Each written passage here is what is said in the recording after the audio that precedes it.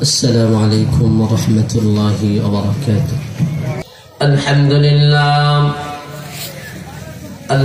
لله حمد الشاكرين،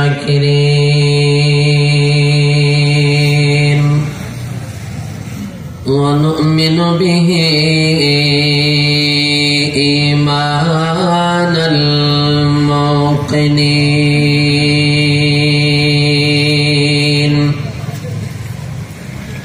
ونشهد أن لا إله إلا الله وحده لا شريك له، لا جد له ولا ند له، لا مثل له ولا مثيل له ولا مثال له، ونشهد أن سيدنا وسندنا وحبيبنا وحبيب ربنا وطبيبنا وطبيب قلوبنا ومولانا محمدا عبده ورسوله،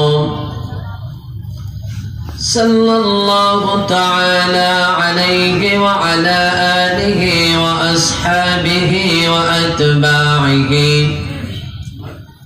وعلى سائر المؤمنين.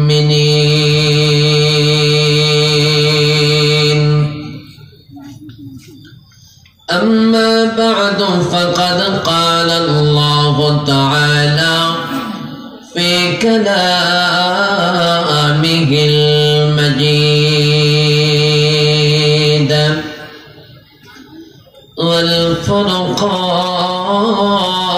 والفرقان الحميد।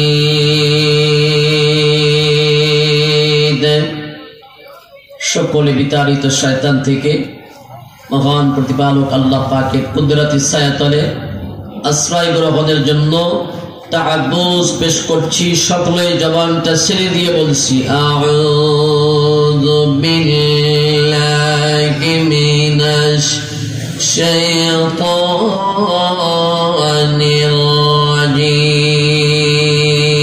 রাজীম, বিসমিল্লাহির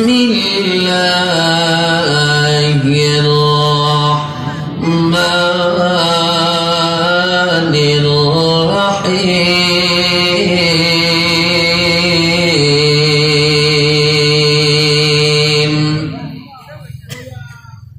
قل هل ننبئكم بالأخسرين أعمالا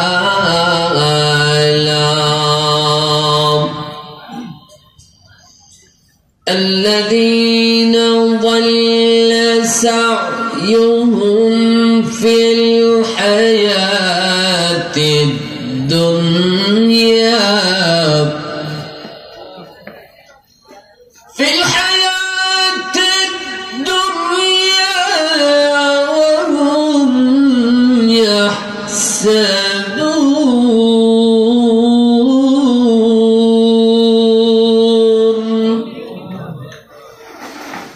وهم يحسبون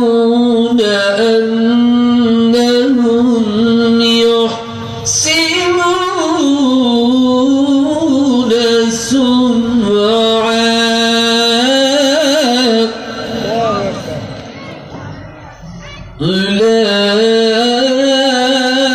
أولئك الذين كفروا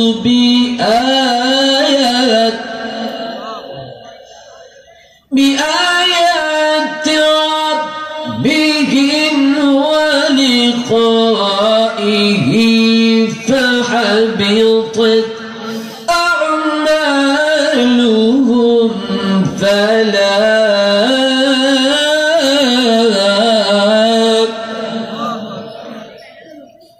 فلا نقيم لهم يوم القيامة وزنا.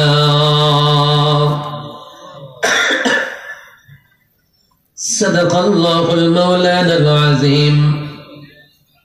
وقال النبي عليه الصلاة والتسليم: لا يدخل الجنة إلا المؤمنون.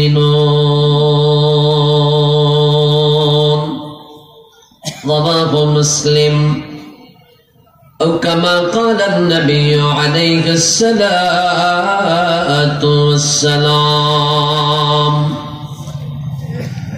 وقال الله تعالى في شأن حبيبه ومحبوبه ومعشوقه تعظيما وتكريما وتشريفا: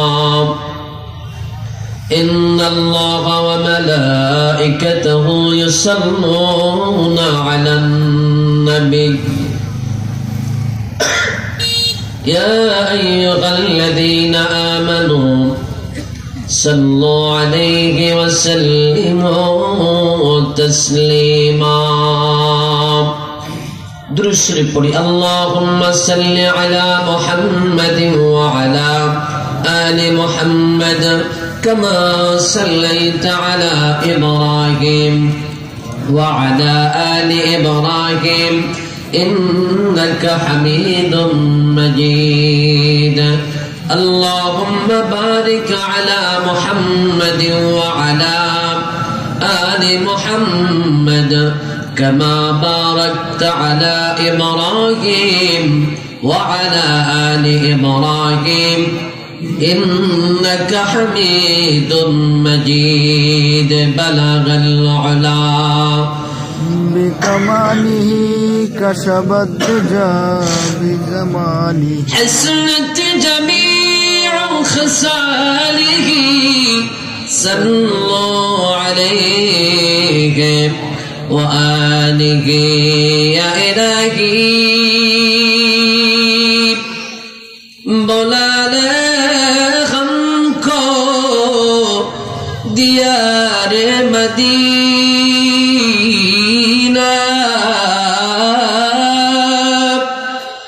इलाही बना दे हमको गुबारे Medina.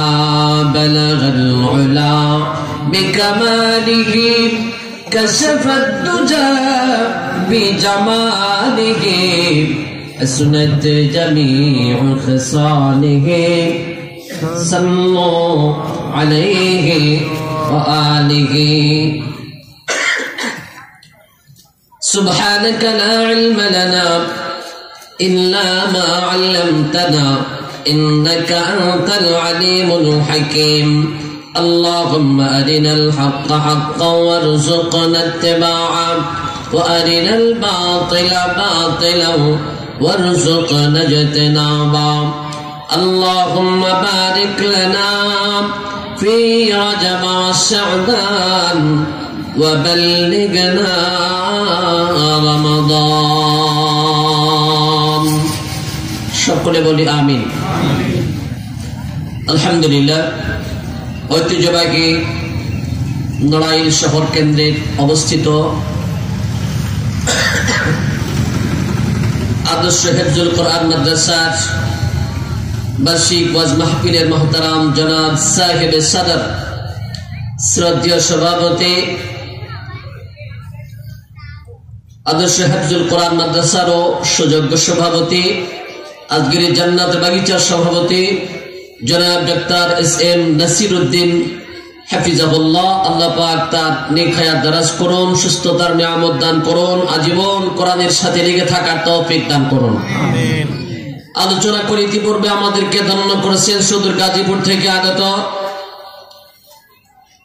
Gazipur answer BDP academy কেন্দ্রীয় জামে মসজিদের সম্মানিত পেশ ইমাম ও খতিব বন্ধুবার জনাব হাফিজ মাওলানা মুফতি সৈয়দ আল ইমরান সাহেব দামাত বারাকাতুহুম ওয়া ফায়ুজুহুম আলাইনা আলোচনা করে আমাদেরকে ধন্য করেছেন আনসারী ডিবি জামিয়া মসজিদের সম্মানিত খতিব আত্মরাকাত প্রখ্যাত আলেমে দ্বীন প্রখ্যাত মুফাসসির কোরআন সুযোগ্য আলেম জনাব হাফিজ মাওলানা মুহসিন উদ্দিন সাহেব দামাত বারাকাতুহুম ওয়া ফায়ুজুহুম আলাইনা উপস্থিত আত্র এলাকার আম্মে মাসাজিদ দিগার আজিবুল ইহতিরাম হযরত উলামা ইকরাম তালাবা আজম সামনে হুষ্ট দিনদার ইমানদার জাকিরিন শাকিরিন মুহিব্বিন মুরাব্বিয়ান আজম ভাই কনিষ্ঠ ছোট্ট ভাইরা সমবয়স্ক বন্ধুরা পর্দার অন্তরালে ধৈর্যের সাথে অবস্থানরতা আমার মা ও ভগ্নীরা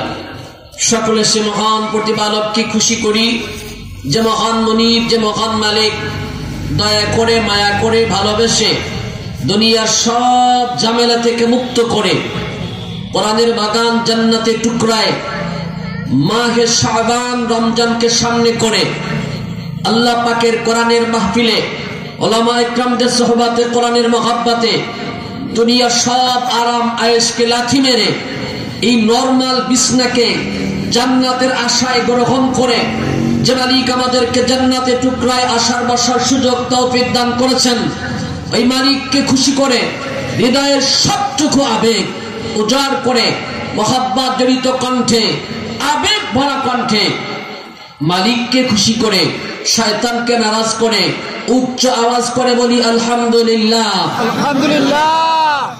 আল্লাহ রাসূল বলেন আউয়ালু মান ইউদআ ইলাল জান্নাতি ইয়াওমাল কিয়ামাতি الذين يحمدون في السراء والضراء বিশ্বনবী বলেন যদি কোন ব্যক্তি সুখে দুঃখে বিপদে মুসিবতে সর্ব অবস্থায় আলহামদুলিল্লাহ শুকর করতে পারে এমন কিসমের মানুষগুলা কিয়ামতের ময়দানে সব মানুষের আগে জান্নাতি হবে। এজন্য খায়া থাকলেও আলহামদুলিল্লাহ, না খায়া থাকলেও আলহামদুলিল্লাহ বলবেন যে না খায় আলহামদুলিল্লাহ বলবো কেন? আরে ও কত যে নিয়ামত আল্লাহ দান করছে, একটা নিয়ামত বঞ্চিত করছে, সমস্যা কি? আল্লাহ পাকের নিয়ামতের আমাদের পেছনে কমতি আছে যদি বলেন? এত নিয়ামত দান করছে যেটা বর্ণনা করে শেষ করা একদম নরমাল নিয়ামত, যেটা এই বাতাস, এটার কোনো মূল্যই আমাদের কাছে নাই। অথচ এই নিয়ামতটা এত দামি, এটা না থাকলে সব শেষ, ঠিক কিনা বলেন? যদি খালি অক্সিজেন যেটা, এটা যদি ভেতরে না যায় মাস্টারের সব মাস্টারই শেষ। বিজ্ঞানের গবেষণা 3 থেকে 4 মিনিট বাঁচতে পারবে মানুষ যদি অক্সিজেন ভেতরে না যায়। আল্লাহ পাক ফিরি ফিরি প্রতিদিন 80,000 বার প্রতিটা মানুষকে অক্সিজেন ফিরি ফিরি দান করে। আলহামদুলিল্লাহ বলেন। এমন নিয়ামত অসংখ্য অগণিত আছে। আল্লাহ পাক সূরা নাহল, সূরা ইব্রাহিম, দুটো সূরায় আল্লাহ পাক বলেছেন ওয়া ইন তাউদ্দু নি'মাতাল্লাহি লা তুহসুহা। আল্লাহ পাক বলেন যদি তোমরা আমার নিয়ামত গুনতে থাকো লা তুহসুহা, আল্লাহ বলে আমার নিয়ামত গুনে তোমরা শেষ করতে পারবে না। কথাটা কার? জোরে বলেন কার? দুস্তরে আমার মুসলমান, অসংখ্য অগণিত নিয়ামতের মধ্যে আল্লাহ পাক আমাদেরকে 2টা নিয়ামতের কথা স্মরণ করি আমাদেরকে জানিয়ে দিয়েছেন। যত নিয়ামত আছে সব থেকে দামি নিয়ামত হলো 2টা। কয়টা বলেন? সবাই বলেন। একটু কথা এজন্য বলতে হবে যাতে করে অন্যদিকে সাইডে যেন মনোযোগ না যায়, সাইডের জন্য গাড়ির দিকে খেয়াল না যায়। জন্য আমার সাথে একটু কথা বলতে হবে। রাজি আছেন তো ইনশাআল্লাহ? তাহলে হয়তোবা কিছু কথা বাড়ি পর্যন্ত যাবে, আর তাই না হলে এদিক সেদিক খেয়াল চলে গেলে তখন আর মাঝখান থেকে অর্ধেক শুনবো অর্ধেক হারায় যাব। এই জন্য এমন যেন না হয় যে আমরা আলোচনা শুনে যদি কোনো লাভ না হয় তাহলে তো শুনে কোনো উপকার হলো না। এই জন্য শুনবো মনোযোগ সহকারে যাতে করে আমরা কোনো উপকারে আসতে পারি আমাদের কথাগুলা। তো সবথেকে দামি নিয়ামত কয়টা বলেন? সবাই বলেন। দুইটা। এক নম্বর নিয়ামত কোরআনে কারিমের ৩য় নম্বর সূরা সূরা আলে ইমরানের ১৬৪ নম্বর আয়াতে কারিমায় আল্লাহ পাক বলেন, লাকাদ মান্নাল্লাহু আলাল মুমিনিনা ইয বা'আসা ফীহিম রাসূলাম মিন আনফুসিহিম ইয়াতলু আলাইহিম আয়াতিহি ওয়া ইউযাক্কিহিম ওয়া ইউআল্লিমুহুমুল কিতাবা ওয়াল হিকমা ওয়া ইন কানু মিন ক্বাবলু লাফী দালালিম মুবিন।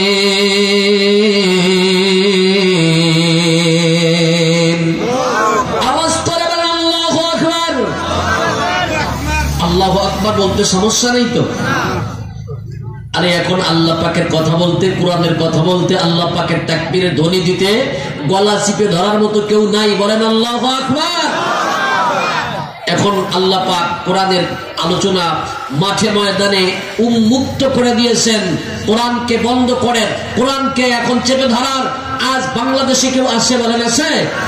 আল্লাহ পাক যেন রাষ্ট্রীয়ভাবে বাংলার জমিনে কোরআনকে কায়েম করার সুযোগ দান করে। বলেন আমিন। তবে আমাদের এখান থেকে সবক নেওয়া দরকার যে জালেম কখনো স্থায়ী হয় না।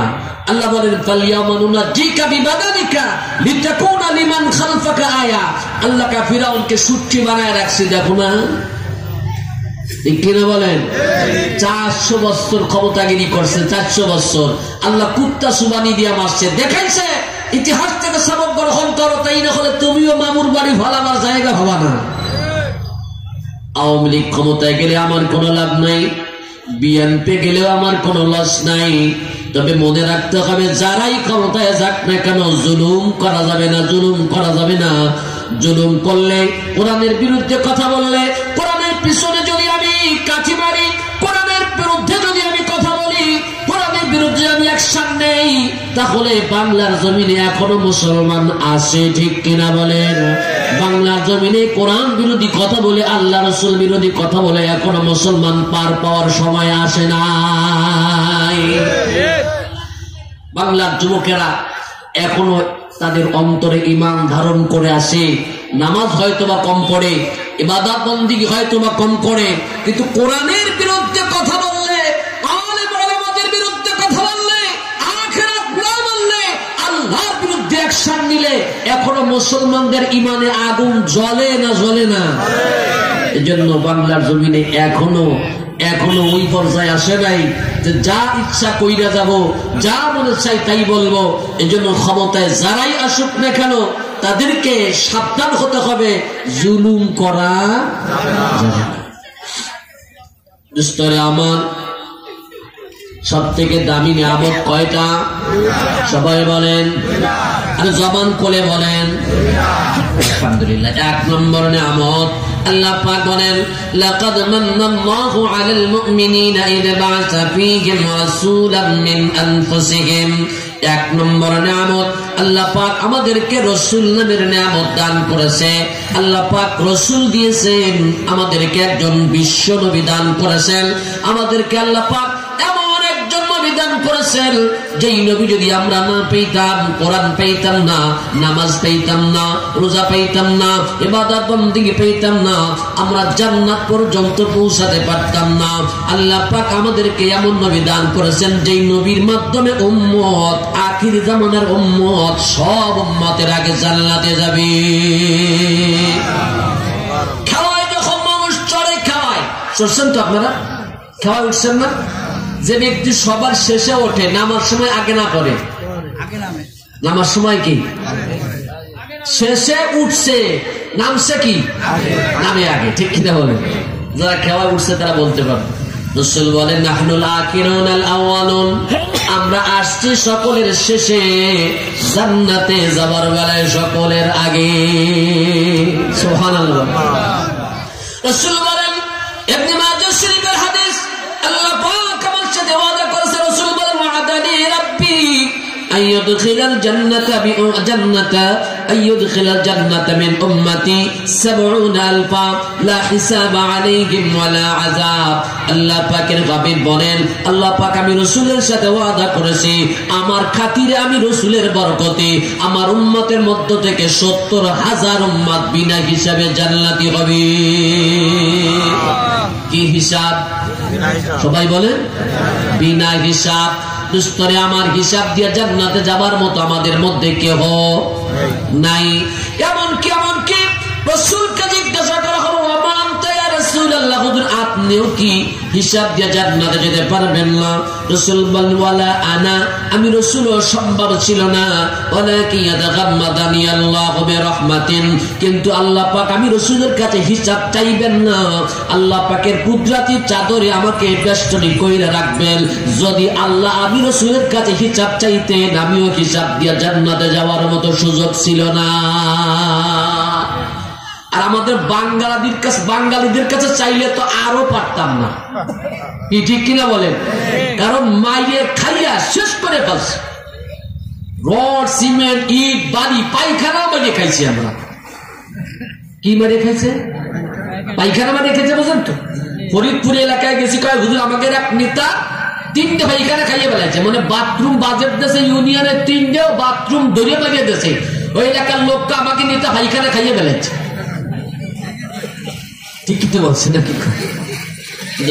আমার হিসাব দেওয়ার মতো আমাদের বাঙালিদের কোন যোগ্যতা নাই, এজন্য হিসাব ছাড়া জান্নাতে যাওয়ার দরকার আছে না নাই? কারা কারা যাইতে চাই? লিল্লাহি তাকবীর। আল্লাহ আমি সহ সবাইকে কবুল কর, বলেন আমিন। কারণ আমার মতো সিটা যদি আপনাদের মতো ভালো মানুষের সাথে জুড়া মিলে থাকতে পারি, মনে রাখবেন ভালো ধানের সাথে 2-1টা সিটা থাকলেও একই দামে বিক্রি হয়ে যায়, ঠিক কিনা বলেন?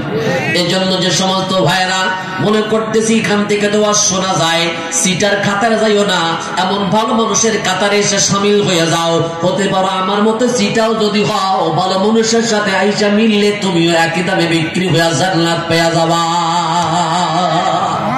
আল্লাহ কবুল করে, বলেন আমিন। দুষ্টরে আমার বিনা হিসাবে তো জান্নাতে যেতে চাই, কারা যাবে বিনা হিসাবে একটু পরেই বলবো, তবে তার আগে বলতে চাই সব থেকে দামি নিয়ামত কয়টা? 1 নম্বর রাসূল নামের নিয়ামত আল্লাহ পাক আমাদেরকে দান করেছেন।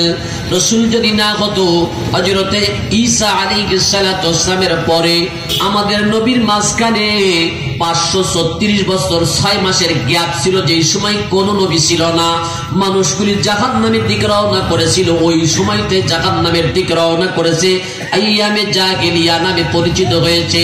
দোস্তরা আমার, আল্লাহ পাকের রাসূল দুনিয়া আগমনের ফলে সেই জাহান্নামী মানুষগুলা জান্নাতের সরদার হইয়া দুনিয়ার থেকে স্বঘোষিত জান্নাতের সুসংবাদ পাইয়া জান্নাতি হয়েছে। এজন্য 1 নম্বর রাসূল আমাদের জন্য বড় নিয়ামত। নাম্বার 2 ঈমান আমাদের জন্য সবথেকে দামি নিয়ামত। কোরআনে কারিমের দুষ্টরামার সূরা হুজুরাতের 17 নম্বর আয়াতে কারিমা আল্লাহ পাক বলেন, ইয়ামুন্নুনা আলাইকা আন আসলামু কুল লা তামুন্নু আলাইয়া ইসলামাকুম বালিল্লাহু ইয়ামুন্নু আলাইকুম আন হাদাকুম লিল ঈমান। আল্লাহু আকবার। আল্লাহ পাক বলেন, ইয়ামুন্নুনা আলাইকা আন আসলামু, কিছু নব মুসলিম আপনাকে খুঁটা দিয়া বলে আপনাকে ইসলাম গ্রহণ করে তারা আপনাকে ধন্য করেছে। কুল লা তামুন্নু আলাইয়া ইসলামাকুম, আপনি তাদেরকে বলে দেন, লা তামুন্নু আলাইয়া ইসলামাকুম, তোমরা ইসলাম গ্রহণ করে আমি নবীকে ধন্য করো নাই, বালিল্লাহু ইয়ামুন্নু আলাইকুম আন হাদাকুম লিল ঈমান, বরং আল্লাহ পাক ঈমান দান করে তোমাদেরকে আল্লাহ ধন্য করেছে। আল্লাহ পাক এই 2টা নিয়ামতের উল্লেখ নিজেই কোরআনে কারিমের মধ্যে আমাদেরকে উল্লেখ করে জানান দিয়েছে। যত নিয়ামত আছে সব থেকে দামি নিয়ামত হলো এই দুইটা। এক নম্বর রাসূল নামের নিয়ামত, দুই নম্বর ঈমান নামের মহা সম্পদ। কারণ ঈমান যদি না থাকে বক্তার বক্তাগিরি লাভ হবে না, আলেমের ইলম দিয়ে জান্নাত পাওয়া যাবে না, বুজুর্গিতে কাম হবে না। দুস্তামান বেঈমান হয়ে মারা গেলে চিরস্থায়ী জাহান্নাম তার ঠিকানা। মুসলিম শরীফের হাদিস, আল্লাহ রাসূলের ঘোষণা, লা ইয়াদখুলুল জান্নাতা ইল্লাল মুমিনুন। আল্লাহ পাকের হাবিব বলেন, মুমিন ঈমানদার ছাড়া জান্নাতে কেউ যাবে না। রাসূলের কথা সত্য না মিথ্যা? এজন্য ঈমান যেন কখনো ছুটে না যায়। আমরা মনে করি শুধু নামাজ ছুটে যায়, শুধু রোজা ছুটে যায়, শুধু ওযু ছুটে যায়। এ মুসলমান ভাই, কখনো কখনো ঈমানও ছুটে যায়।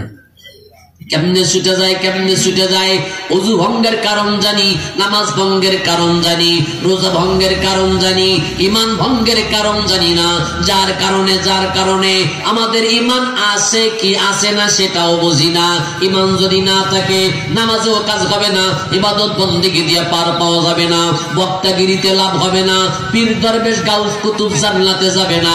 যদি ঈমান না নিয়ে যায় জাহান্নাম তার চিরস্থায়ী ঠিকানা। এজন্য ঈমান কেমনে ভঙ্গ হয় জানার দরকার আছে কিনা। ঈমান যদি না থাকে আমল ক্যান্সেল হয়ে যাবে, আমল বাতিল হয়ে যাবে। এজন্য দুষ্ট আমার আমল গুলা কাজে আসবে না।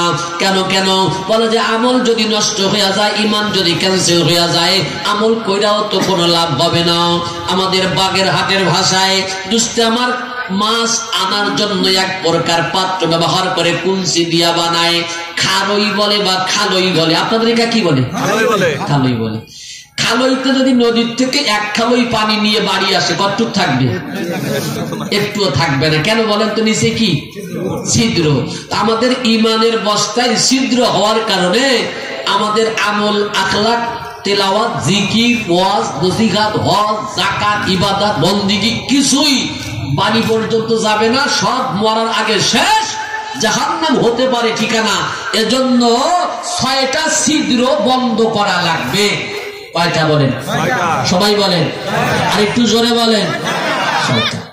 জোরে এজন্য বলতে ইচ্ছা করে অন্যদিকে খেয়াল না যায়। বোঝা যাচ্ছে তো? আলহামদুলিল্লাহ। দুষ্টরে আমার 6টা ছিদ্র, 6টা ভাইরাস আমাদের আমলের মধ্যে লাগার কারণে আমলগুলা নষ্ট হয়ে যায়। যুবকেরা ভালো বোঝে মোবাইলের মধ্যে ভাইরাস লাগে নাকি লাগে না? যদি ভাইরাস লেগে যায় মোবাইলের ফাংশন গুলো নষ্ট হয়ে যায়, হ্যাং হয়ে যায়, ডিলেট হয়ে যায়, মোবাইল নষ্ট হয়ে যায়। আমাদের আমলের বস্তার মধ্যে 6টা বদ আমল, এটা আমল বলা যায় না। 6টা বদ আমলের কারণে, 6টা ভাইরাস লাগার কারণে আমাদের আমলগুলা হ্যাং হয়ে যাবে, নষ্ট হয়ে যাবে, ডিলেট হয়ে যাবে, বাতিল হয়ে যাবে। একটা ছিদ্র যদি হয়, এই 6টা বদ আমলের একটা যদি আমাদের আমলের মধ্যে পাওয়া যায়, একটা ছিদ্র দিয়া সব আমল বের হয়ে যাবে, একটাও থাকবে না। সাইকেল চালায়, মোটর সাইকেল চালায়, টিউবে একটা ছিদ্র হয়েছে, হাওয়া কি সব যাবে না একটুখানি যাবে? একটা ছিদ্র দিয়ে যেমন সব হাওয়া চলে যায়, 6টা ভাইরাসের একটা ভাইরাস যদি আমার আমলের মধ্যে থাকে, একটা ভাইরাসের ছিদ্র দিয়ে আমল সব চলে যাবে। এজন্য 6টা বস্তুকে মনোযোগ সহকারে খেয়াল করে শুনতে হবে। এই 6টা ভাইরাস, 6টা বদ আমল সম্পর্কে ধারণা নিতে হবে। যে 6টা বদ আমল সম্পর্কে আমাকে ধারণা নিতে হবে, এ মর্মে আমি আপনাদের খেদমতে কোরআনে কারিমের সূরাতুল কাহাফ 18 নম্বর সূরার 103, 4, 5 তিনটা আয়াতে কারিমা তেলাওয়াত করেছি। আয়াতগুলিকে সামনে করে 6টা বিষয় ধারণা দিয়ে আলোচনা সমাপ্তি টানতে চাই ইনশাআল্লাহ। বলেন ইনশাআল্লাহ, আওয়াজ করে বলেন ইনশাআল্লাহ। আল্লাহ পাক তৌফিক দান করে, একটু দোয়া করেন, বলেন আমিন। আসুন আমি কোরআনের মধ্যে ঢুকে যাই। আমি আপনাদের খেদমতে কোরআনুল কারীম থেকে তেলাওয়াত করেছি। যে আয়াত তেলাওয়াত করেছি, আয়াতখানা আল্লাহ পাক সূরাতুল কাহাফ কোরআনে কারীমের 18 নম্বর সূরার 103, 4 এবং 5 নম্বর আয়াতে কারিমা আপনাদের খেদমতে তেলাওয়াত করেছি। আসুন একটু আগে অর্থর দিকে খেয়াল করি, একটু আপনাদেরকে অর্থটা একটু জানান দিতে চাই। আল্লাহ পাক বলেন, কুল নবী আপনি বলুন হাল নুনাব্বিউকুম তোমাদের কি বলে দিব বিল আখসারিনা আমালা আমলের দিক থেকে কারা ক্ষতিগ্রস্ত কাদের আমল কাজে লাগবে না আল্লাযীনা দাল্লা সায়ুহুম ফিল হায়াতিদ দুনিয়া যাদের দুনিয়ার চেষ্টা কষ্ট আমল যাদের দুনিয়ার নামাজ ইবাদত বندگی ব্যর্থ কোনো কাজে লাগবে না ইবাদত করেও কোনো লাভ হবে না ইবাদত করেও জান্নাত পাবে না সারা জীবনের সব কষ্ট খামাখা কোনো কাজে লাগবে না এমন কিছু মানুষ আছে ঘোষণাটা কার এজন্য সারা জীবন কষ্ট কইরাও যদি লাভ না হয় কর্ম কেন ঠিক কিনা লাভে লোহা ভাই বিনা লাভে তুলো হয় না তো কষ্ট কইরা যদি লাভ না হয় নামাজ পড়ে যদি কাজে না লাগে ইবাদত করে যদি জান্নাতে না যাওয়া যায় তো কর্ম কেন এত কষ্ট করে সকালবেলা শীতের মধ্যে ঠান্ডা পানিতে উযু করে নামাজ পড়তে দৌড়াই যদি পড়া লাভ না হয় করব না এজন্য দুস্তরে আমার আল্লাহ পাক বলে এমন কিছু মানুষ আছে সারা জীবনের আমল বরবাদ হয়ে যাবে নষ্ট হয়ে যাবে আমল ক্যান্সেল হয়ে যাবে এমন বদ আমল আছে যেই বদ আমল সংখ্যায় হইল 6টা বদ আমল যদি আমার আমলের মধ্যে ঢুকে যায় আমার এই 6টা আমলের একটা বদ আমলের কারণে আমার সব আমলগুলা বরবাদ করে দিবেন কে দুষ্টরে আমার এবার আল্লাহ পাক বলেন ওহুম ইয়াহসাবুন আন্নাহুম ইহসিনুনা সুনআ যারা এই বদ আমলগুলা করে তারা মনে করতেছে ভালো কাম করতেছে আসলে সেগুলি ভালো না কারণ ভালো কাম কোনটা নেকির কাম কোনটা আল্লাহ তার রাসূল ভালো বলবেন যেইটা ঠিক কিনা বলেন কারণ নেকি আর বদি নেকি আর গুনাহ লিখবেন আল্লাহর ফেরেশতারা আমি বললেও নেকি হবে না আমি বললেও গুনাহ হবে না দোস্তরে আমার উদাহরণ দিলে ভালো করে বুঝতে পারবেন আমাদের সমাজে কিছু হিন্দু খ্রিস্টান বৌদ্ধ রাসাবে ধর্মী কাফের মুশরিক আছে না নাই হিন্দু ভাইরা মূর্তি পূজা করে নাকি করে না করে গুনাহ মনে কইরা নাকি নেকির কাজ মনে কইরা কি মনে করে হিন্দুরা যে পূজা করে গুনাহ মনে করে কইরা এত কষ্ট করে পূজা করে কি মনে করে বলে নেকি ওরা নেকি বলে না ওরা কি বলে পুণ্য কি কয় কারণ মুসলমান যা বলে ওরা সেটা বলতে চায় না অন্যদিকে হাঁটতে চায় আমরা এখানে কি বলি ওরা কি বলে আমরা আব্বাকে আব্বা বলি ওরা কি বলে বাবা দুষ্টরে আমার আমরা যেটা বলি ওরা বলতে চায় না আমরা বলি গোশত ওরা কি বলে মাংস বোঝেন তো মা যোগ অংশ গরুকে মা বলে যত গাভী আছে সব ওদের কি হয় মা হয় আগে গরু কি হয় জানি না ওটা আমি শুনি নাই কখনো তবে গরু যেটা গাভী সেটাকে মা কয় এটা জানছি মায়ের অংশ ছোট্ট ছোট্ট করে কাইটা গোশত বানায় তাই বলে মায়ের অংশ মাংস আমরাও মাঝে মধ্যে বলি না আমরা ভদ্রতা বজায় রাখার জন্য হিন্দুদের তালে তাল আছে না নাই তবে ওরা যদি আমাদেরটা না করে আমরা ওদেরটা করব কেন ওরা তো আমাদের ঈদগাহে ঈদের নামাজে আসে না ওরা তো আমাদের ঈদের নামাজ পড়ে না ওরা তো আমাদের মতো রোজা রাখে না ওরা তো আমাদের মতো নামাজ আদায় করতে আসে না ওরা তো আমাদের মতো নবীর সুন্নাত টুপিটা পরে না আমরা কেন তাদের ধর্ম পালন করব ঠিক কিনা শুধু মুসলমান পূজায় যায় ক্ষান্ত না কিছু মুসলমান আছে পূজা যায় আবার সুসর মতো নাড়ুও খায় আসে না পূজার নাড়ু আছে না খায় না খবরদার এমনি নাড়ু খাইছেন গুনাহ হবে না এমনি নাড়ু খাইছেন গুনাহ হবে না তবে পূজার নাড়ু যদি খাইছেন তাহলে গরুর পায়খানা তার কারণ পঞ্চগব্য ছাড়া পূজার বস্তু হয় না দুধ মাখন কি গরুর গোবর আর গরুর সোনা 5টা বস্তু দিয়ে পঞ্চগব্য পূজার বস্তুর মধ্যে না দিলে পূজার বস্তু হয় না পূজার নাড়ুর মধ্যে পঞ্চগব্য দেওয়া থাকে সুতরাং যারা পূজার নাড়ু খাইছে গরুর পায়খানা গরুর গু খাইছে আল্লাহ জীবনে না বুঝে খাইছে আর জীবনেও খাবো না বলেন আমিন মুসলমান ভাইরা রে আমার হিন্দুরা পূজা করে ওদের ধর্ম ওরা পালন করে আমরা বাধা দিব তবে খবরদার খবরদার, ওদের এই ধর্মটা আমরা পছন্দ করলে আমার আপনার ঈমান থাকবে না। সামনের দিকে সে কথা আমার আলোচনার মধ্যে এসে যাবে ইনশাআল্লাহ। এ মুসলমান ভাই, যেটা বোঝাতে চাই, হিন্দুরা মূর্তির পূজা করে, নেকির কাজ মনে করে। আমরাও দুস্থের আমার মুসলমানদের মধ্যে কিছু মানুষ আছে নামকে বাস্তে মুসলমান, আসলে দিলে দিলে হিন্দু আর খ্রিস্টান। তারাও যদি তাদের দলে যায় পূজা করে, মুসলমান করলে কি নেকি হবে? মুসলমান করলে কি নেকি হয়ে যাবে? আবার মানুষ ভেদে ঈমান না থাকার কারণে নেকির কাম করলেও নেকি হিসাবে আমলনামায় জমা হবে না। উদাহরণ দিলে বুঝবেন, দুস্তে আমার মক্কার কাফের মুশরিক যারা ছিল, তারা মাঝে মধ্যে খানায় কাবা ঝাড়ু দিত, খানায় কাবা তোয়াফ করত, হাজিদেরকে জমজমের পানি পান করাইতো। ভালো কাজ না খারাপ কাজ? ভালো কাজ। কিন্তু তাদের ঈমান ছিল না। মক্কার কাফের মুশরিকরা ভালো কাম করা সত্ত্বেও তারা কি নেকি ভাবে? কথা বলেন, কথা কি শোনা যাচ্ছে? যাক আলহামদুলিল্লাহ। কাফের হওয়ার কারণে, ঈমান না থাকার কারণে নেকির কাম করলেও নেকি হয় না। পানি পান করানো ভালো না খারাপ? কত ভালো, কত ভালো। তিরমিজি শরীফের একটা হাদিস আপনাদের শোনাই। আল্লাহ রাসূল বলেন, যদি কোন ব্যক্তি কাউকে পানি পান করাইলো এমন জায়গায়, যেই জায়গায় পানি সচরাচর পাওয়া যায়, এমন জায়গায় পানি পান করাইলো, আল্লাহ পাকের হাবিব বলেন, একটা গোলাম আযাদ করার নেকি আমলনামায় জমা হয়।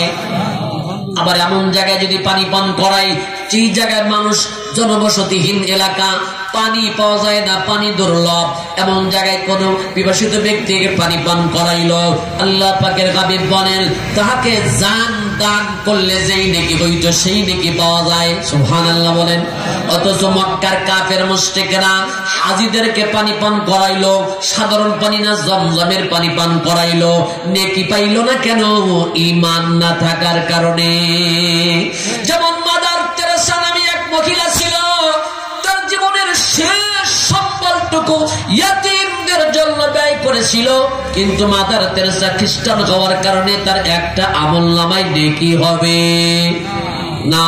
পক্ষান্তরে এক মুসলমান, এক ঈমানদার, এক মেয়ে, এক মহিলা, বুখারীর হাদিস আসছে, এক প্রতিটা দুষ্টনিত্যা মেয়ে, একটা দুষ্টনিত্যা মেয়ে, দেহ ব্যবসায়ী এক প্রতিটা মেয়ে, কুত্তাকে পানি পান করাবার ওসিলা করে আল্লাহ পাক জীবনের সব গুনাহ মাফ করে দিয়েছে। বুখারীর হাদিস, আবু হুরায়রা থেকে হাদিসটা বর্ণিত। আল্লাহ রাসূল বলেন, গুফিরা লি ইমরাআতিন মুমিসাতিন মাররাত বিকালবিন। রাসূল বলেন, এক মুমিসা, এক দুষ্টনিত্যা নারী কূপের পাশে একটা কুত্তাকে দেখলো, হাফসাইতেছে, জিহ্বা বের হয়ে গেছে, পানির পিপাসায় কাতর অবস্থায় কাতরাইতেছে।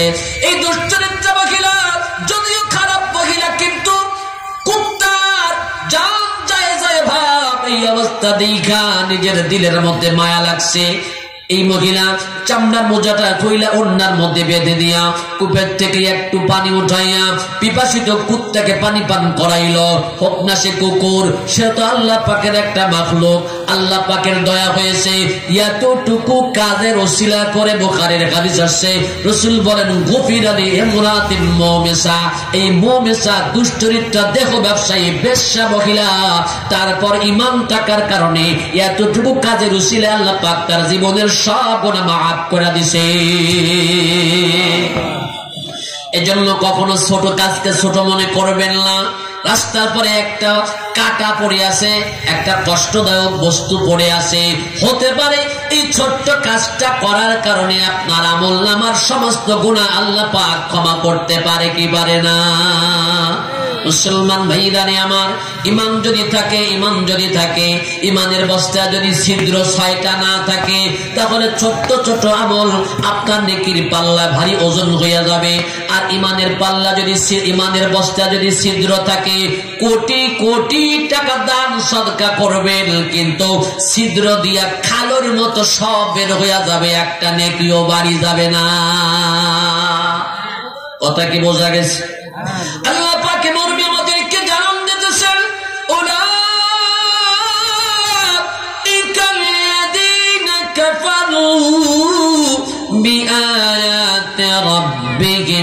ولقائه فحبطت أعمالهم فلا نقيم لهم يوم القيامة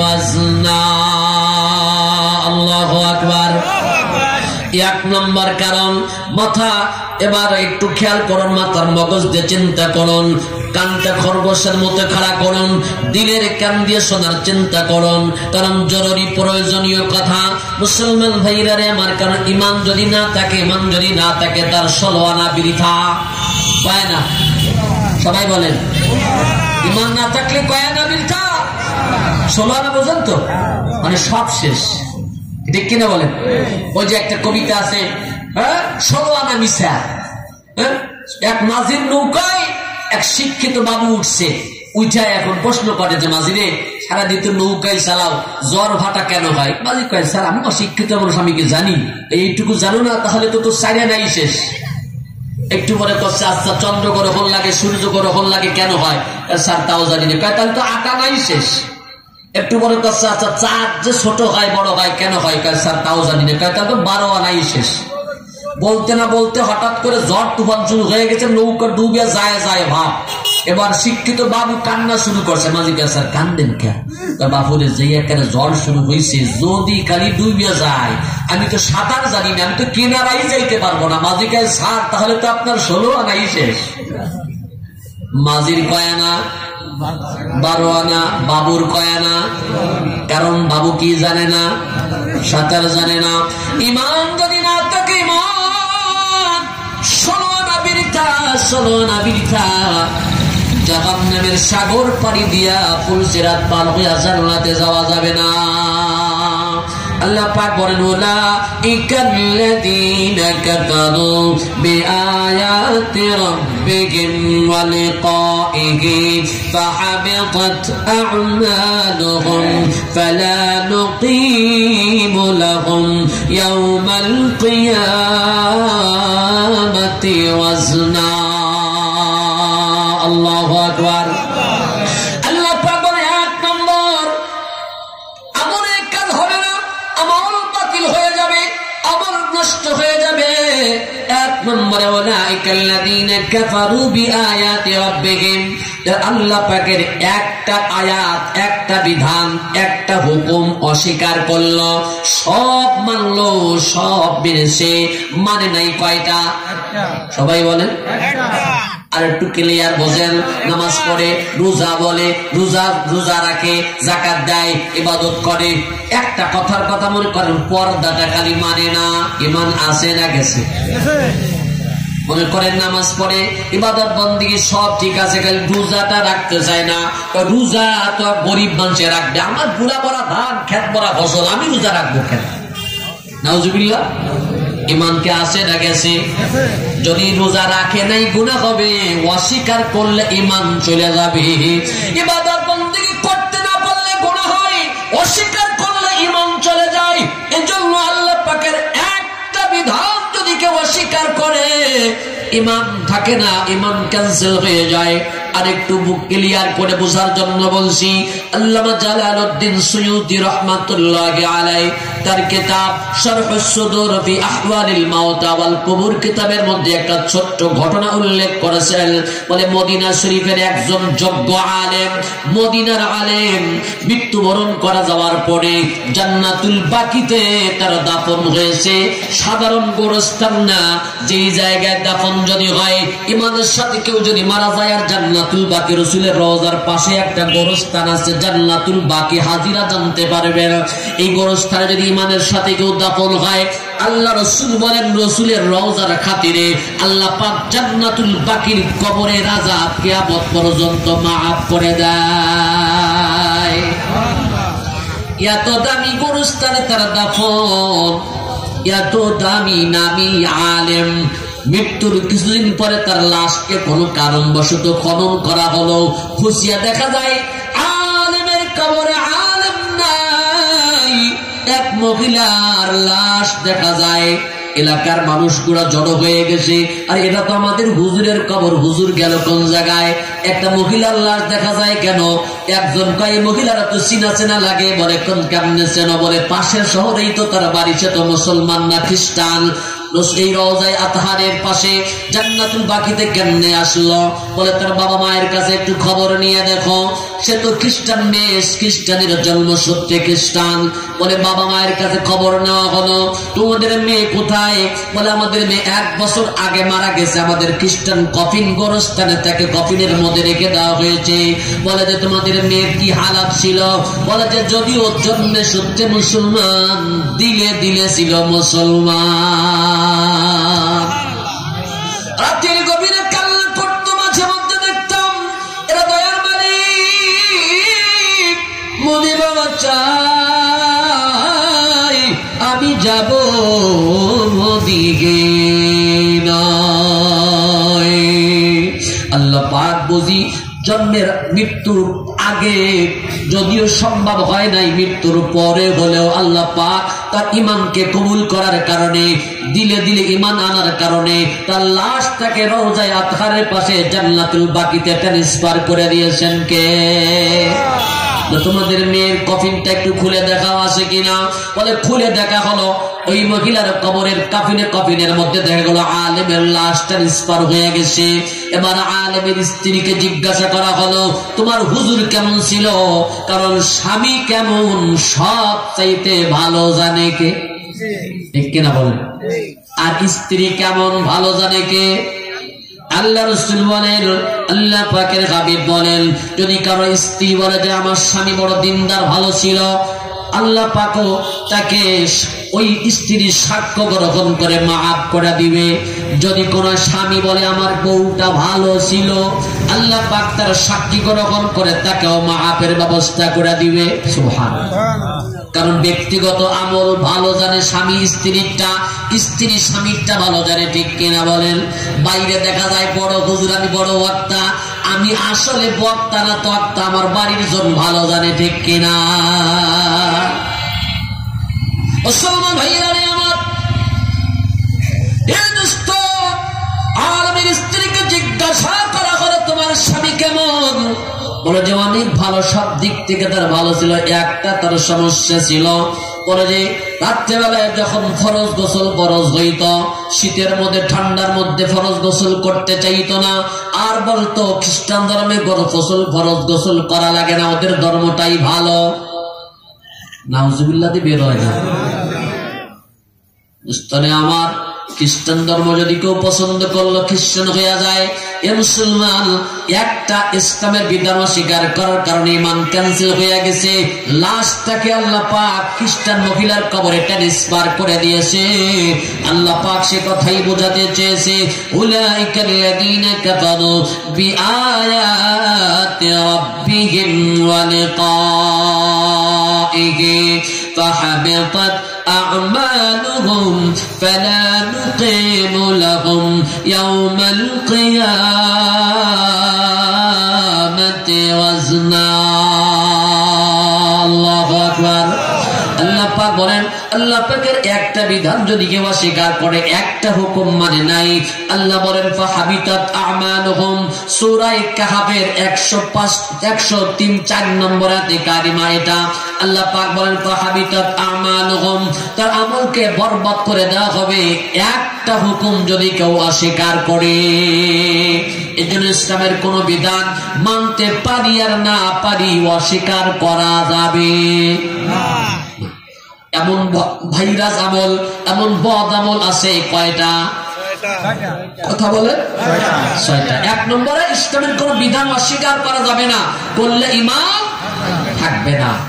নাম্বার 2, দ্বিতীয় নম্বর সূরা কাহফের 106 নম্বর আয়াতে কারিমায় আল্লাহ পাক বলেন, যালিকা জাযাউহুম জাহান্নাম বিমা কাফারু ওয়াত্তাখাযু আয়াতি ওয়া রুসুলি হুজুয়া।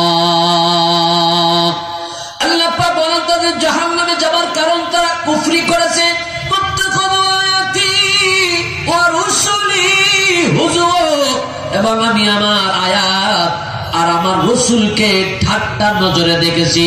ইসলামের বিধানকে যদি কেউ ঠাট্টা করলো, ইসলামের কোন হুকুমকে যদি কেউ বিদ্রুপ নজরে দেখলো, ভুরু কুঞ্চিত করলো, তার ইমানও ক্যান্সেল হয়ে যায়, আমল বরবাদ হয়ে যায়। ফাহাবিতাত আমালুহুম, তার আমলকে বরবাদ করে দেওয়া হবে। তাহলে 1 নম্বরে অস্বীকার করলে ইমান নষ্ট হয়, আমল বাতিল হয়। 2 নম্বরে ঠাট্টা করলেও ইমান ক্যান্সেল হয়ে যায়, আমল বাতিল হয়ে যায়।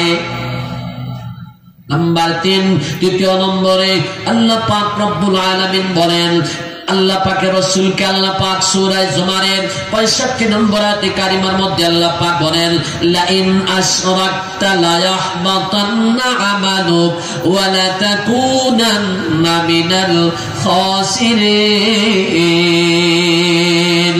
আল্লাহ পাক বলেন, লা ইন আশরাকতা, আপনি যদি শিরক করেন, আল্লাহ রাসূলকে আল্লাহ বলতেছেন আপনি যদি শিরক করেন, লা ইয়াহবাতান্না আমালুক, আল্লাহ পাক আপনার আমলকে বরবাদ করে দিবেন, ওয়ালা তাকুনান্না মিনাল খাসিরিন, এবং আপনি ক্ষতিগ্রস্তদের অন্তর্ভুক্ত হয়ে যাবেন। তাহলে শিরক করলেও আমল কি হয়ে যায়? বাতিল হয়ে যায়, নষ্ট হয়ে যায়। এজন্য শিরক আমরা করব না। মারাত্মক গুনাহ, মারাত্মক গুনাহ। আল্লাহর সমকক্ষ অন্যকে মনে করা শিরক। যদি কারো মধ্যে শিরকি আকীদা থাকে, এই যে সামনে শবে বরাত নামের একটা রাত, লাইলাতুন নিসফি মিন শাবান, সামনের সপ্তাহে জুমার দিনের রাত্রে বেলায় আসতেছে, আল্লাহ রাসূল বলেন এই রাতে বড় বরকতময় সময়। এই রাতে সব মানুষগুলোকে আল্লাহ পাক ক্ষমা করে দেয়, কিন্তু যাদের মধ্যে শিরক থাকবে আর 2 নম্বরে হিংসা থাকবে, আল্লাহ রাসূল বলেন তাদেরকে এই রাতেও ক্ষমা করা হয় না। আজকে আরবি কয় তারিখ গেল? 7 তারিখ গেছে। মনে রাখার জন্য বলছি, এই আরবি মাসটা ইংরেজির সাথে মিল হয়ে গেছে কাকতালীয় ভাবে।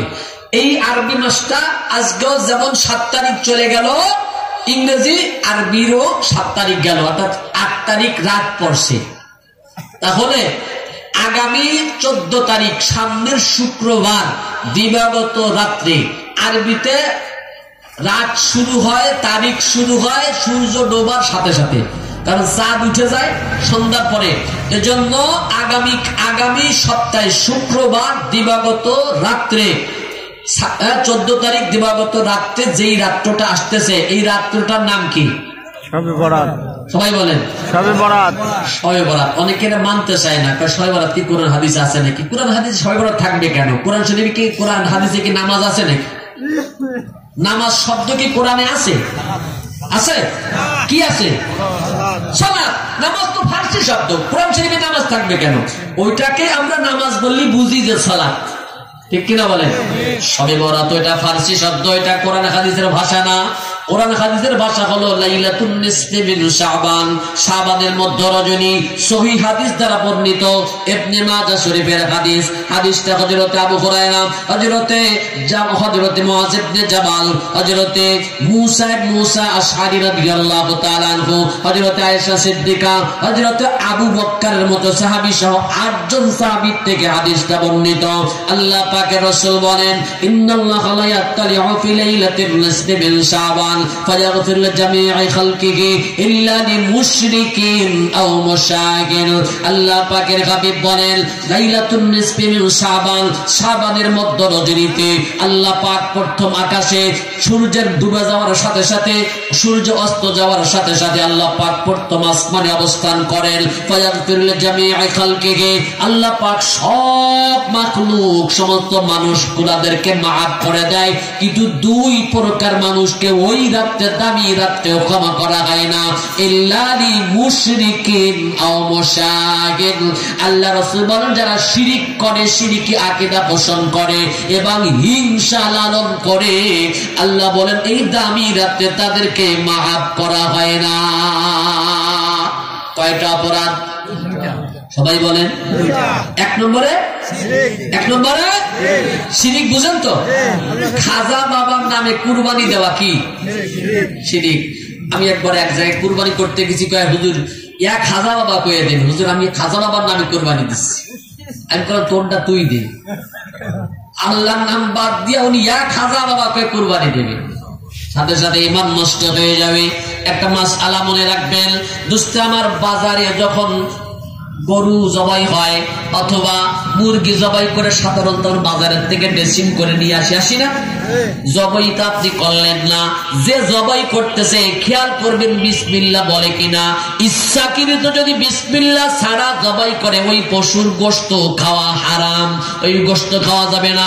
ভুল করে যদি মুসলমান ভুল করে বলে বিসমিল্লাহ বাদ দেয় তাহলে খাওয়া জায়েজ বলা হয়েছে, ইচ্ছাকৃত বাদ দিলে গোশত খাওয়া যায় না, শুধু বাদ দিলে খাওয়া যায় না। আর খাজা বাবা কুরবানি দিলে তো হারাম হয়ে যায়, আরো কঠিন গুনাহ, কি ঠিক কিনা বলে? ইমানই থাকে না, ইমানই থাকে না। দোস্তের আমার, এমন শিরিক আমাদের সমাজে অহরহ আছে কিনা? কয়টার কথা বলবো, কয়টার কথা বলবো। অনেক এলাকা আছে জুড়া কলা খাওয়া যায় না, খালি কি হয় জুড়া কলা, খালি কি হয়, যার ছেলে মেয়ে হয় না তার একটা খায় দেয়, কি কি শক্তি জোড়া কালার আছে দেখা যাক, হবে ছেলে মেয়ে হবে, কে দেয়? ছেলে মেয়ে দেয় কে? তো খাজা বাবার দরবারে যে কান্দে, একটা বেটা দে রে হে বাবা, একটা বেটা দে, তুই না বেটা দিলে বাবা বেটা দেবে কে? নাউজুবিল্লাহ। আমার বাড়ি খানজাহান আলী রহমতুল্লাহ আলাইহি এলাকার মানুষ আমি, বাগেরহাটে আমার বাড়ি, থাকি যদিও খুলনায়। মনটা কান্না করে আল্লাহর দরবারে গিয়ে একটু জিয়ারত করে আসবো, কিন্তু মহিলাদের ঠেলায় যাওয়ার কায়দাই নাই। ও জায়গায় সিজদায় পড়ে কান্দে মহিলারা, ও জায়গায় একটা পিলার আছে, তেল ডলতি ডলতি সমান করে ফেলেছে পিলার, সিজদায় পড়ে কান্না শুরু করে, একটা বাটা দে, না দিলে যা বই নিয়ে। খানজাহান আলী তো ছেলে মেয়ের কারখানা খুলে বইছে, খানজাহান আলী চাইছে কার কাছে? জোরে বলেন কার কাছে? বাগেরহাটের মসজিদ নির্মাণ করবে, সিলেটের শর্মা নদীর তীরে গিয়ে নামাজ আদায় করেছে, সিজদায় পড়ে কান্না করে, আল্লাহ বাগেরহাটে তোমার জন্য একটা ঘর করতে চাই, আল্লাহ মাল মেডিসিন নেওয়ার কোনো বাহন আমার কাছে নাই, আল্লাহ পাথর গুলি এত বড় বড় পাথর কেমনে নিব আমার জানা নাই, তুমি কোনো কিছুর মুখাপেক কিনা, আল্লাহ আমি তোমার গোলাম বইরা গেলাম, আমার আমি কিছু আনতে পারবো না, আমি চললাম, কেমনে পাঠাবা তুমি জানো রে আল্লাহ, আল্লাহ পাঠাই দিও, আমি চললাম। উনি আসার আগে পাথর গোলা নদীর থেকে ভাসতে ভাসতে বাগেরহাটে আইসা হাজির। উনি চাইছেন কার কাছে? আর আমরা চাই খাজার কাছে। এটাই হলো পার্থক্য। দোস্তরে আমার, বিশেষ করে মহিলারা দেখবেন মাজারে যাওয়ার খুব পটু, মরে যাচ্ছে মুরগি, মান্নত করে আল্লাহ আমার মুরগি যদি বাঁচা তাই বাবার মাজারে ছাগল কুরবানি দিয়ে দেব। এরকম নেককার মহিলা আসে না? নাই, ইমান ক্যান্সেল হয়ে যাবে এমন কথা মহিলারা বানায়, তৈরি করে। জোড়া কলা খাওয়া যায় না, হুসটখালি সামনে আর যাওয়া যায় না, ভাঙ্গা কলসি নিয়ে যাওয়া যায় না, খালি কলস নিয়ে বাড়ির থেকে হাঁটা যায় না। দুস্তের আমার, আবার ভুতুম পর্যন্ত একটা বেলা মুসিবত তারে ছাড়ে না, এমন কথা মহিলারা বলে কি বলে না? এগুলি হলো মহিলাদের বানানো হাদিস, এগুলি আমি নাম রাখছি হাদিসুল লেডিস। কি হাদিসুল লেডিস? এটা হলো রাসূলের হাদিস না, মহিলাদের বানানো কথা। দোস্তের আমার, এগুলি মান্য করা যাবে না, এগুলি মানলে পরে শিরিক হয়ে যায়, তার ইবাদত কবুল হয় না, আমল ক্যান্সেল হয়ে যাবে। শবে বরাত বলতেছিলাম, শবে বরাত দোস্তের আমার, শবে বরাত কোরআন হাদিসের ভাষা না, লাইলাতুন নিসফি মিন শাবান হাদিসের ভাষ্য, সহিহ হাদিস দ্বারা প্রমাণিত। লাইলাতুন নিসফি মিন শাবান ইবনে মাজাহ শরীফের সহিহ হাদিস দ্বারা প্রমাণিত। নিসফে শাবানের ফজিলত সহিহ হাদিস দ্বারা প্রমাণিত। আবার নিসফে শাবান সম্পর্কে কিছু দুর্বল হাদিসও আছে, তবে ফজিলত প্রমাণ করার জন্য একটা সহিহ হাদিস যথেষ্ট।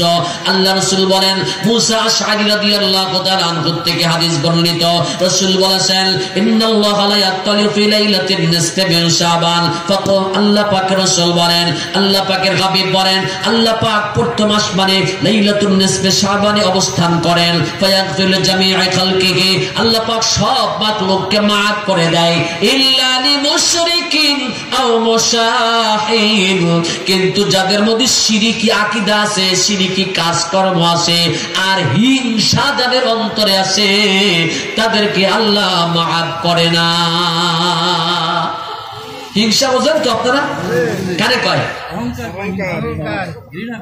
হিংসা? মানে অন্যেরটা দেখা দিলে জ্বলা, অন্যের ভালো দেখা দিলে যার জ্বলে এইটা হলো আমল নষ্ট করার একটা হাতিয়ার। রাসূল বলেন বুখারীর হাদিস, ইয়াকুম আল হাসাদ ফাইন্নাল হাসাদা ইয়াকুলুল হাসানাত কামা তাকুলুন নারুল হাতাব। আল্লাহ পাকের হাবিব বলেন তোমরা খবরদার হিংসা থেকে বেঁচে থাকবা, কারণ হিংসা নেকিকে তেমন করে জ্বালায়া দেয় লাকড়িকে আগুন যেমনি জ্বালায়া দেয়। আমাদের মধ্যে তো হিংসা নাই, আছে নাকি? আছে না নাই? কিরকম আছে? আমি মাঝে মধ্যে উদাহরণ দেওয়ার জন্য বলি, আমাদের মনের মধ্যে হিংসা এত বেশি, আরেকজনের চোখ একটা কানা কইরা আমার যদি দুইটা কানা কইরে হইলেও আরেকজনের একটা কানা করতে যদি পারি তাও আমরা রাজি। আছে না নাই? একটা গল্প বলি আপনাদেরকে, দুষ্ট কোন হাদিস, একটা গল্প আমাদের সমাজের সাথে খুব মিলে গেছে। গল্পটা, একজনে গেছে কাঠ কাটতে জঙ্গলায়, তো গেছে অনেক দিন ধরে কাঠ কাটে, দত্ত একটা আইসা কয় যে পাথর নিয়ে যা, আর তোর কাজ করা লাগবে না, গসা দিবি আর তোর হবে, গসা দিবি আর যা চাবি তাই ভাবি। পাথর নিয়ে আসতেছে ফেরার পথে কয় শোন, শুনে যা, হবে তো তোর ঠিক, যা বলবি তোর হবে একটা, আশেপাশে জাগে আছে তাগের হবে দুইটা। তাহলে তোমার পাথর নেবো না, তোমার পাথর থাকলে হবে। পাথর নেবে না, বানিয়েছেন। মহিলারা তো খুব চালাক, মহিলাকে আনতে আমাদের তো কিছুই নেই, যা হইতো ঠিক আছে এবার গেলে নিয়ে আসবো। এবার গেছে, আবার দত্ত এসে পাথর দেশে নিয়ে চলে আসে, কিন্তু ঘষে না, আটকায় রাখছে, একদম শোকেসের মধ্যে তালা দিয়ে রাখছে, মহিলাও কিছু করতে পারে না। একদিন উনি ভুল করবে, চাবি ধুইয়া গেছে কাজে, আজকে স্ত্রী মনে করছে আজকে যা চাওয়ার সব চাইয়া নেব, পাথর ঘষা দিয়ে আমার একটা বিল্ডিং হয়ে যায় গেছে। আশেপাশে জায়গা ছিল তাকে কয়টা হয়েছে?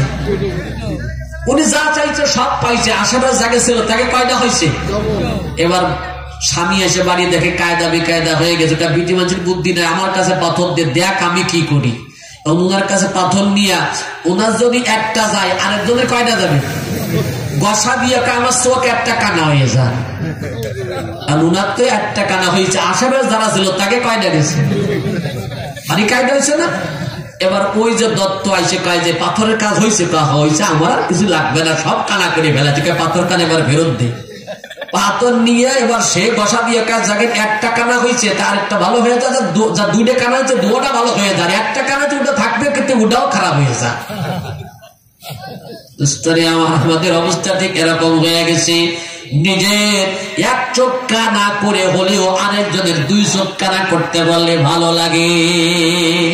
মনে রাখবেন হিংসা যদি থাকে আল্লাহ পাক সবে বড়তেও তাকে ক্ষমা করে না, শিরিক যদি থাকে আল্লাহ পাক তাকে মাফ করে না। এজন্য শিরিক মুক্ত ইমাম চাই, জান্নাতে বিনা হিসাবে যাবে। আল্লাহ পাকের হাবিব বলেন যে ব্যক্তির মধ্যে চারটা এক্সট্রা গুণ থাকবে, এক্সট্রা গুণ বলতে ফরজ হোক ফরজ ওয়াজিব মানবে, হালাল হারাম মানবে, অতিরিক্ত চারটা গুণ যদি থাকবে বিনা হিসাবে আল্লাহর জান্নাতে যাবে। কয়টা গুণ? কষ্ট হচ্ছে আপনাদের? শেষ করে দিব। এক্সট্রা অতিরিক্ত গুণ থাকা লাগবে কয়টা? এক নম্বরে লা ইয়াক্তাবুন ওয়া লা ইয়াস্তারকুন ওয়া লা ইয়াতাতায়্যারুন ওয়া আলা রাব্বিহিম ইয়াতাওয়াক্কালুন। আল্লাহ পাকের হাবিব বলেন লোহা গরম করে শরীরে দাগ দিতে পারবে না, দিয়ে মনে করবে না লোহায় আমারে ভালো করে দিছে, ঔষধ খেয়ে মনে করবে না ঔষধে আমারে ভালো করছে, ভালো করার মালিক কে? দ্বিতীয় নম্বরে তন্ত্রমন্ত্র কপ্রি কালাম দিয়া ঝাড়ফুঁক করবে না। তৃতীয় নম্বরে সমাজের কুলক্ষণ যেগুলি আছে এগুলি কুলক্ষণ বলে মনে করবে না। ওয়া আলা রাব্বিহিম ইয়াতাওয়াক্কালুন, একমাত্র তাওয়াক্কুলের ভরসা করবে কার উপরে? চারটি গুণ থাকলে রাসূল বলেন বিনা হিসেবে জান্নাতি হবে। দুস্তরে আমার খবরদার শিরিক করা যাবে না। যে কথা বলতেছিলাম, 6টা বদ আমলের কারণে আমল নষ্ট হয়ে যায়। কয়টা? সবাই বলেন। এক নম্বরে ঈমান নষ্ট হওয়ার কারণ যদি ইসলামের যে কোনো একটা বিধান যদি কেউ অস্বীকার করে। নাম্বার 2, ইসলামের কোন বিধানকে ঠাট্টা করে উপহাস করে। নাম্বার 3, শিরিক যদি করে, শিরিক করার কারণে ঈমান নষ্ট হয়ে যায়। আল্লাহ পাক তার রাসূলকে বলতেছেন সূরা জুমারের 65 নম্বর আয়াতে কারিমা, আল্লাহ পাক তার রাসূলকে বলতেছেন লা ইন আশরাকতা লা ইয়াহবাতান্না আমালুক ওয়া লা তাকুনান্না মিনাল খাসিরিন।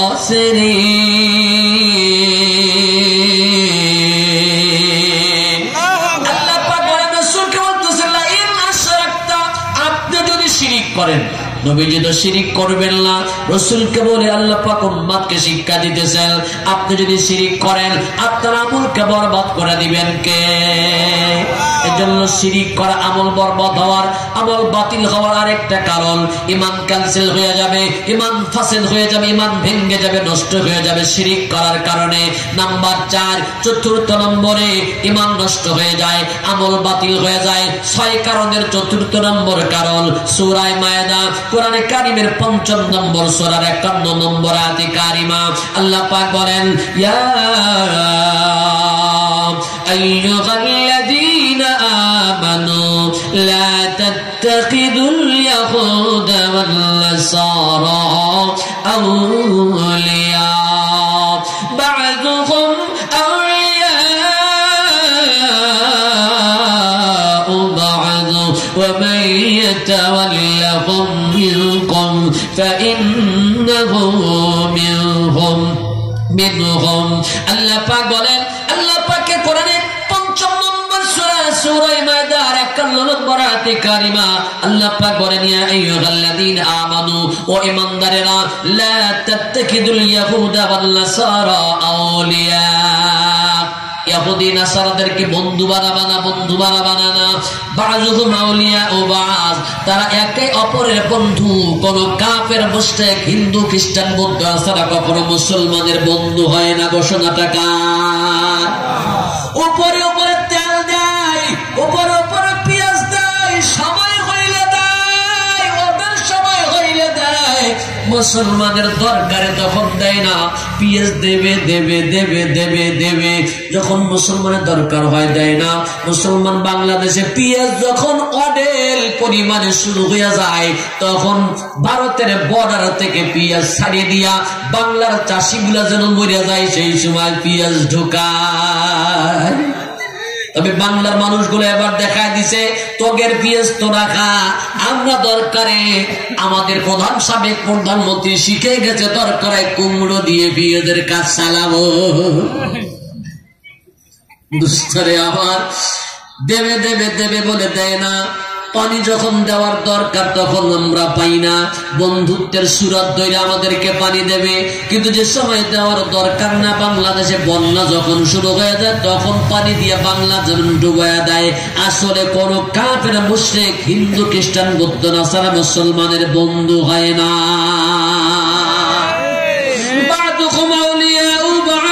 আল্লাহ বলেন তারা একে অপরের বন্ধু।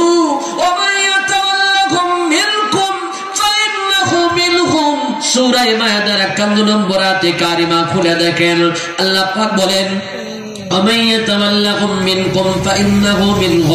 তোমাদের মধ্য থেকে যারা তাদেরকে বন্ধু হিসাবে গ্রহণ করবে, তাদের রীতি নীতি রসুম অনুসরণ করবে, সেও তাদের অন্তর্ভুক্ত হয়ে যাবে, সে ঈমান হারা হয়ে যাবে, তার ঈমান ক্যান্সেল হয়ে যাবে। এজন্য স্লোগান, ওই স্লোগান আমরা মানতে রাজি না, যে ধর্ম যার যার, উৎসব এটা আমরা মানব না। কারণ ধর্ম যার যার, উৎসব তার তার। হিন্দুর ধর্মে আমি যেন উৎসব, বোঝেন তো? উৎসব, উৎসব মানে কি? আনন্দ। এখন ওদের ধর্মে আমরা কি খুশি? পুজো করে আমরা খুশি? দোস্তরা আমার, যদি উৎসব, আমিও যদি তার উৎসবে খুশি হই, তাদের ধর্মে আমি যদি খুশি হই, আমার ঈমান থাকবে না, ঈমান ক্যান্সেল হয়ে যাবে। অনেক নেতা আছে, অনেক নেতা আছে মন্দির যাইয়া পূজায় গিয়া সেবা করে, ঈমান ক্যান্সেল হয়ে যাবে। মুনাফিক মার্কা মুসলমান, ঈমান তোমার নাই। ঈমান না থাকার কারণে আমল নামাজ পড়লেও কাজ হবে না, ইবাদত বন্দেগী দিয়ে পার পাওয়া যাবে না। যদি দায়িত্বের ক্ষেত্রে যদি কখনো কোন নেতাকে পূজার মণ্ডপে যাইতে হয়, তাদেরকে তাদেরটা বোঝাই দিতে হবে। তুমি তাকে স্বীকার করতে পারবা না, তুমি নিজেকে ওটাকে আনন্দিত চিত্তে গ্রহণ করতে পারবা না, তুমি সেই মূর্তির সম্মুখে গিয়ে সিজদা করতে পারবা না। করলে পরে তোমার ঈমান থাকবে। কিন্তু আমাদের অবস্থা তো এমন হয়ে গেছে, হজ্জে কাবা ভি কিয়া আর গঙ্গা কা স্নান ভি, রহমান ভি রাজি রহে, ভগবান ভি নারাজ না হো। হাজ করিয়াছে, আবার গঙ্গায় যে স্নানও করে, গোসলও করে, আল্লাহ খুশি থাক, ভগবান যেন অসন্তুষ্ট না হয়। নাউজুবিল্লাহ। এটার নাম হলো মুনাফিক। কি এটার নাম হলো মুনাফিক। এর ঈমান নাই। ঈমান না থাকলে আমল দিয়া কোনো লাভ নাই, আমল দিয়া পার পাওয়া যাবে না। এজন্য মুসলমান বন্ধু বানাবে কোন মুসলমানকে, কোন আলেমকে, কোন দিনদারকে, কোন নামাজিকে, ঠিক কিনা? দোস্তরে আমার, আল্লাহ রাসূল বলেন তিনটা গুণ দিয়ে বন্ধু বানাবা। কয়টা গুণ? মান যাক্কারাকুম বিল্লাহি রুইয়াতুহু, যার চেহারা দেখলে মান যাক্কারাকুম বিল্লাহি আল্লাহর কথা স্মরণ হয়। যাক্কারাকুম বিল আখিরাতি আমালুহু, যার আমল দেখলে আখিরাতের কথা স্মরণ হয়।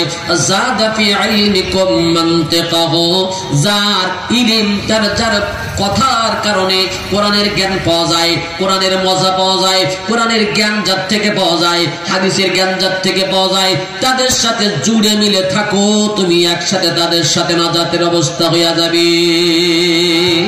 কারণ রাসূল বলেছেন আল মারউ মা'a মান আহাব্বা, যার সাথে যার মুহাব্বত, রাসূলের ঘোষণা তার সাথে তার কিয়ামত। বলেন যার সাথে যার মুহাব্বত তার সাথে তার কিয়ামত, যার সাথে যার মুহাব্বত তার সাথে তার কিয়ামত। এজন্য মুহাব্বত রাখতে হলে কোন আলেম হাফেজে কোরআনের সাথে রাখতে হবে। হাফেজে কোরআনের বাবা যারা সন্তানকে ভালোবাসার কারণে এই বাবাকেও হাসরের কঠিন ময়দানে এমন একটা তাজ পরায়া দেওয়া হবে, যাওহু আহসানা মিন যাওইশ শামসি, যেই তাজটা সূর্যের থেকেও বেশি আলোকময় হয়ে যাবে। স্তরে আমার, সেদিন বুঝে আসবে একজন হাফেজে কোরআনের মূল্য কত, একজন আলেমের দাম কত, একজন দিনদার আল্লাহওয়ালার মূল্যায়ন কত। স্তরে আমার, এজন্য আলেম যদিও দেখা যায় দুনিয়াতে ছোট্ট, আখিরাতে সেই হবে সবথেকে সম্মানিত। ধন্য সে সকল বাবা, যে সকল বাবা হাফেজ কোরআনের বাবা সন্তানকে হাফেজ করতে পেরেছে। কারণ সন্তান যদি আলেম হয়, হাফেজ কোরআন হয়, আপনার জানাজায় দাঁড়ায় গেছে, আপনার সন্তান আপনার জানাজায় যদি নিজেই জানাজা করাতে পারে, আর এলাকার সব বুজুর্গ মিলা যদি আপনার জানাজা পড়ায়, আমি মনে করি সন্তানের জানাজা আপনার জন্য বেশি কার্যকর হবে। কারণ সন্তান যখন বাবার লাশ নিয়ে সামনে দাঁড়ায়, দিলের মধ্য থেকে পানি আসবে, চোখের থেকে পানি বের হয়ে যাবে। দুস্তরে আমার সন্তান আমার জন্য কান্না করবে বেশি। কত লাশ, কত জানাজা এই জমাই অল্প বয়সে আদায় করলাম, কিন্তু সত্যিকারে যেই দিন আমার মায়ের লাশ আমার সামনে এসে যাবে, বাবার লাশটা সেদিন সামনে এসে যাবে, সত্যিকারে অন্য লাশের মতো হবে নাকি একটু অন্য রকম হবে। এজন্য একটা সন্তানকে আলেম বানান, আলেম আলেমাদের পাশে গিয়ে দাঁড়ান। একটা সন্তানকে হাফেজ বানান, হাফেজ কোরআনের পাশে গিয়ে দাঁড়ান।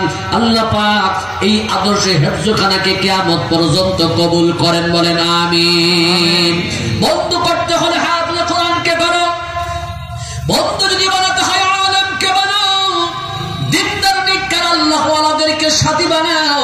দোস্ত আমার লম্বা চওড়া কথা বলা যাবে না, দোস্ত সংক্ষেপে একটু ধারণা দেওয়া যায়। আমল নষ্ট হয়ে যায় 6 কারণে। তার একটা কারণ হলো কাফের মুশরিককে বন্ধু বানাইলে তার ঈমান ক্যান্সেল হয়ে যায়। দিল থেকে কোন কাফেরকে ভালোবাসলে তার ঈমান নষ্ট হয়ে যায়। কয়টা বলছি? কয়টা? 4টা। নাম্বার 5, 5 নম্বরে, আমল যদি ইখলাস ছাড়া আমল হয়, আমলে যদি ইখলাস না থাকে ওই আমলও বাতিল, আল্লাহর কাছে কোনো গ্যারান্টেড হবে না, আল্লাহর দরবারে কোনো কবুলিয়াত পৌঁছাবে না। এজন্য যত ইবাদত করব কার জন্য? জোরে বলেন কার জন্য? মুসলমান ভাইরা রে আমার, মনে রাখবেন, মনে রাখবেন, আমার আমলটা যদি দুনিয়া কাউকে দেখানোর উদ্দেশ্য হয়, তাহলে আমার আমল যতই বড় আমল হোক না কেন, crore crore crore crore million trillion billion সম্পদ যদি দান করে দিই মানুষকে দেখাবার জন্য, তার পরিবর্তে আমি 1 টাকা দান করছি একমাত্র আল্লাহর খুশির জন্য, আল্লাহর কাছে ওই 1 টাকার দানের সদকা ওই 1 কোটি টাকার থেকেও বেশি দাম।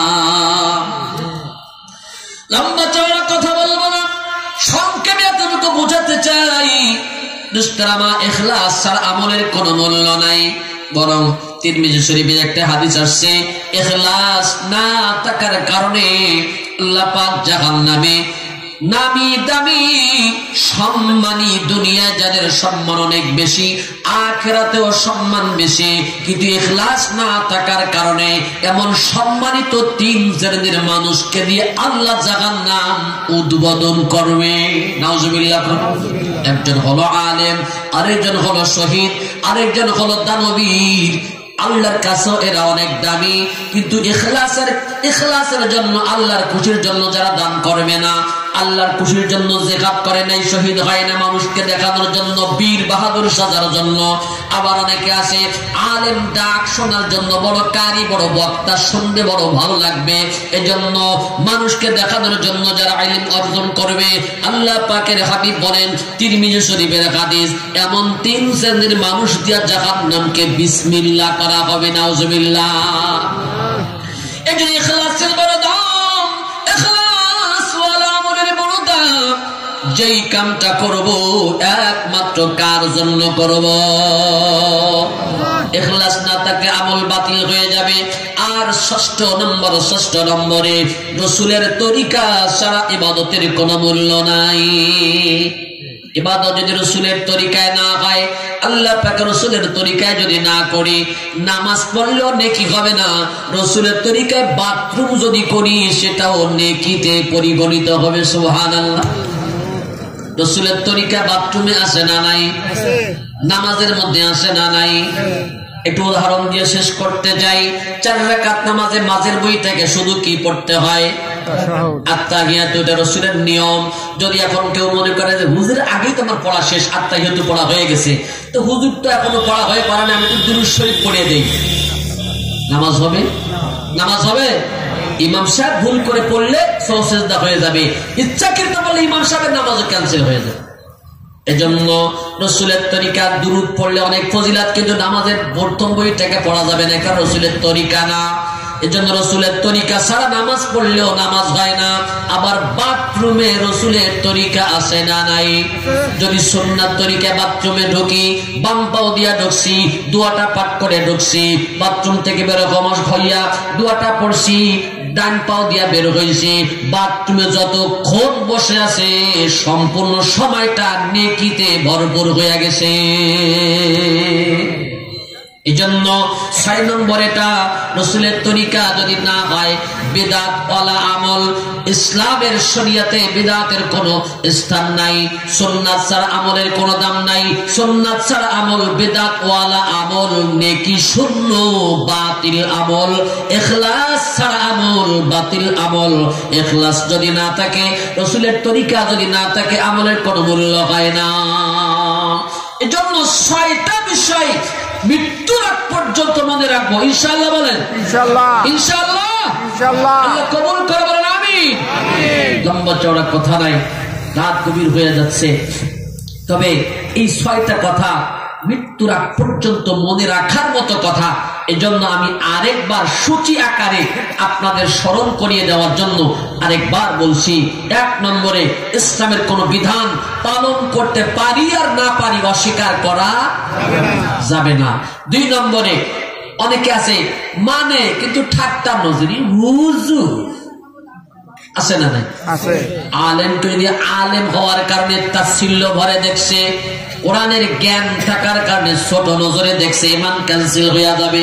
আমাকে গালি দিছো, হয়তো বেশি বেশি গুনাহ হবে, কিন্তু আলেম জাত বইলা যদি গালি দিছো, তাহলে ইমান তোমার চলে যাবে। এজন্য ঠাট্টা বিদ্রুপ করা যাবে না। ইমানের 1 নম্বর ইমান ভঙ্গের কারণ দুস্তামর অস্বীকার করা যাবে না। 2 নম্বরে ঠাট্টা করা যাবে না। 3 নম্বরে শিরিকের কোন আকীদা শিরিকের কোন কাম করা যাবে না। 4 নম্বরে কাফের মুশরিককে কখনো বন্ধু হিসেবে দিল থেকে ভালোবাসা যাবে না। আর 5 নম্বরে ইখলাস ছাড়া আমলের কোনো দাম হবে না, আমল বাতিল হয়ে যাবে। 6 নম্বরে রাসূলের তরিকা ছাড়া আমল করলেও কাজ হবে না। 6টা বিষয় সংক্ষেপে কি বোঝা গেছে? আল্লাহ পাক আমাদেরকে কবুল করে বলেন আমিন। যারা বলেন